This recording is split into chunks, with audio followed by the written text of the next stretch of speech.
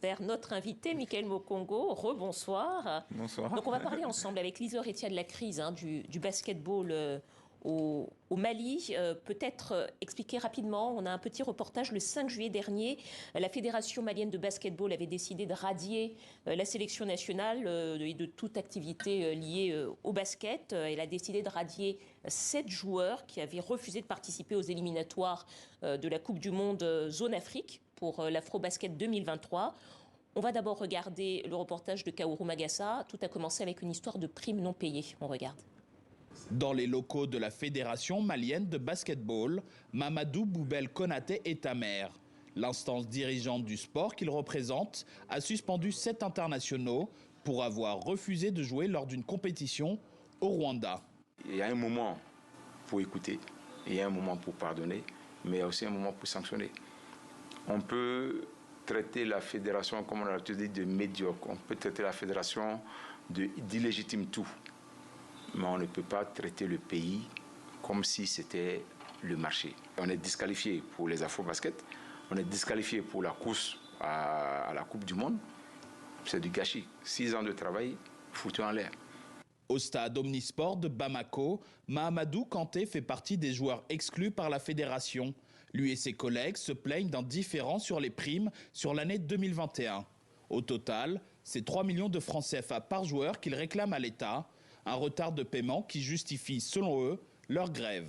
Comme d'habitude, nous avons eu des promesses, comme quoi allez-y et ensuite vous allez avoir vos primes là-bas avant de commencer le tournoi.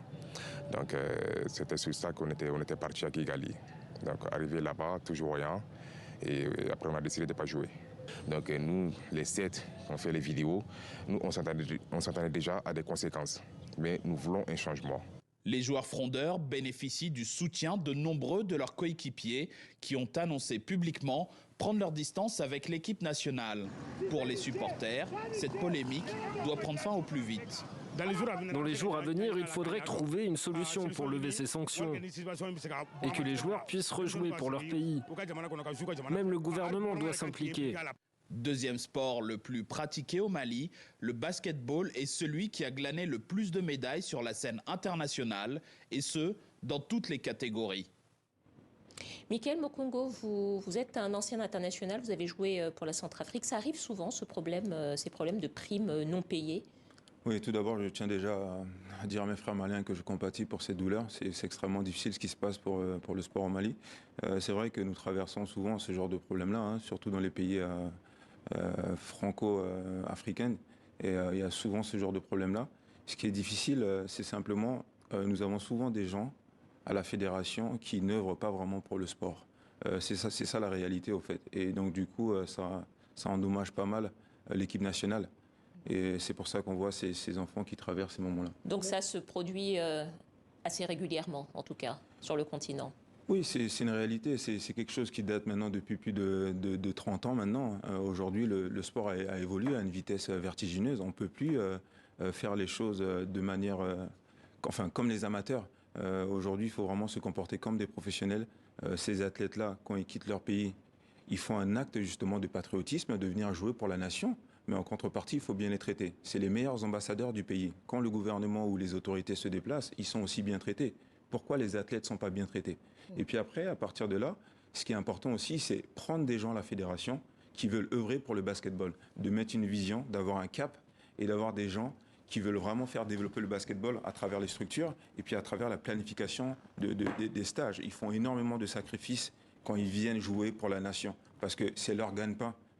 Donc c'est ça qui est important. Mais est-ce que les joueurs pouvaient gérer cette situation autrement? Parce qu'on entend le président de la fédération dire c'est 6 ans de travail gâché. Oui, par contre, je partage ce qu'il vient de dire le président, mais en contrepartie aussi, il faut entendre aussi ce qu'ils disent les joueurs. Après, je pense qu'ils auraient dû quand même faire les matchs, parce que là, c'est difficile d'endommager aussi le basketball malien et aussi de s'afficher comme ça mondialement. Et ce qui n'est pas bien, ça honore pas justement les pays africains. Et moi, j'ai envie de dire encore que ce qui est important, c'est comment on se positionne, quand on se positionne par rapport à l'écosystème, par rapport au sport dans le monde entier. C'est ça qui est important. On a des joueurs africains qui jouent aussi au basket, au football, ici en Europe. Mais quelle image on veut donner aussi de l'Afrique quand on se comporte comme ça? sur l'échelle mondiale. Mais concrètement, quand il y a un problème de primes non payées comme ça, en fait, c'est la faute à qui? C'est quoi? C'est le ministère des Sports qui ne donne pas l'argent? C'est la fédération qui ne distribue pas l'argent? Qu'est-ce qui se passe en fait concrètement? Alors en général, que ce soit la Centrafrique, que ce soit le Mali, que ce soit le Congo ou le Cameroun, c'est toujours pareil, c'est-à-dire que c'est l'État qui donne l'argent en général. Et puis après, derrière, c'est à la fédération de pouvoir distribuer cet argent-là. Et donc en général, ces choses-là sont traitées un petit peu comme des amateurs. Il n'y a pas de papier, il n'y a pas de charte. Et donc, à ce moment-là, ils arrivent toujours à faire des manigances. Et c'est pour ça qu'il n'y a rien qui est suivi. Et moi, je réclame justement qu'en général, les fédérations puissent travailler de manière professionnelle.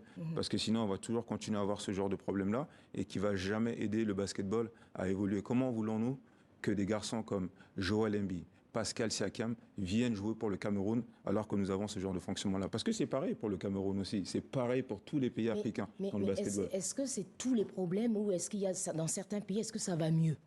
Est-ce qu'il y a des pays qui n'ont pas ces problèmes de primes? Bien sûr, on a l'Angola qui a régné dans le basketball pendant 30 ans. Ils ont des très très bonnes structures, ils ont un basketball qui est bien développé au sein de la fédération, ils ont des personnes qui travaillent justement en amont pour préparer ces joueurs, les athlètes, depuis le bas âge, ils ont une structuration, ils dépendent pas simplement de l'État, ils ont aussi des sponsors privés. Il y a aussi la Tunisie récemment, sur les 3-4 dernières années, la Tunisie maintenant pratique un basketball qui est incroyable parce que voilà, il y a des structures qui ont été développées et c'est ça qu'il faut faire. Il n'y a pas de magie dans tout, que ce soit en Afrique, aux États-Unis, en Europe. Il faut de la structuration, il faut s'organiser. Et vous croyez que c'est pour ça, sans doute, enfin vous l'avez peut-être dit en quelques mots, mais pour vous c'est vraiment une des raisons qui fait que certains binationaux renoncent à venir jouer dans leur pays d'origine? Mais clairement, voyez-vous par exemple un garçon comme Siakam qui représente vraiment le basket africain, il joue aux États-Unis, il va jouer pour le Cameroun, il ne retrouve pas les mêmes conditions. Comment on voudrait que Pascal Siakam ou Joel Embiid puissent venir jouer pour le Cameroun s'ils ne retrouvent pas les mêmes conditions? Problème d'assurance. Il faut des assurances. Que la NBA exige. Exactement. Il faut des joueurs compétitifs autour de ça. Et puis, quelle est la volonté de la fédération? Quelle image nous voulons donner du basketball africain? Là, il y a un truc qui est sympa en ce moment, c'est la balle africaine. Oui, la Basket African League. Exactement. Qui est sortie depuis maintenant 2 ans. Et je trouve qu'on doit surfer autour de ça justement pour promouvoir le basketball en Afrique. C'est un élément qui est important pour nous. Donc les fédérations doivent travailler correctement avec ces athlètes-là. Alors est-ce que c'est pour ça, parce que vous deviez organiser un camp de détection sur le continent en Centrafrique, est-ce que c'est pour ça que vous n'organisiez pas de camp? Parce qu'on a appris que maintenant vous organisez un camp en banlieue parisienne. Comment on peut dire que la Centrafrique c'est un pays de basketball alors qu'on n'a même plus de terrain? C'est difficile pour moi d'organiser un camp avec des partenaires, avec des amis, dans des conditions qui sont pas bonnes. Je ne peux pas prendre mes amis, les amener et faire des camps en Centrafrique, c'est extrêmement difficile aujourd'hui. De ce que j'ai cru comprendre, apparemment, il y a un terrain qui est en train de se construire. Donc pour l'instant, c'est un projet qu'on a mis de côté. Mais voilà, j'ai une volonté aussi de vouloir œuvrer justement pour la région yvelinoise, parce que, comme je dis toujours, j'ai la double nationalité et j'ai joué pour la région de Trappes. Je suis ambassadeur de la ville de Saint-Quentin-les-Yvelines pour les Jeux Olympiques. Donc voilà, c'est une volonté de pouvoir développer cette région-là. On a 58 clubs, une population qui est assez jeune. Donc voilà, autour du sport, on a envie de leur donner des valeurs éducatives. Et fondamentaux peut-être aussi? Bien sûr, les fondamentaux du basket, et puis aussi former des citoyens, parce qu'on sait très bien que tous ces enfants-là ne vont pas devenir des sportifs de haut niveau. Mais voilà, à travers le sport, il y a énormément de choses à partager.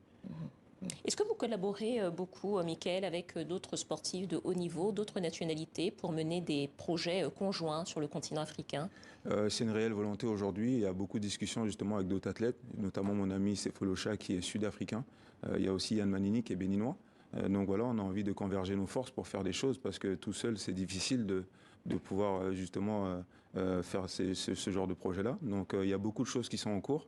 Mais c'est vrai que je reviens encore à la Centrafrique, c'est une réelle volonté pour moi de vouloir développer le sport chez nous, parce que c'est le sport roi et il faut que justement la fédération, que ce soit le pays en général, puisse se mobiliser en ce sens.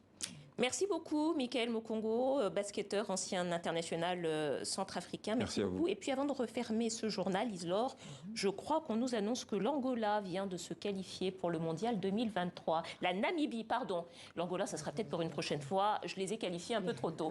Merci beaucoup, Mickaël. Merci beaucoup, Iselore. C'est la fin de ce journal.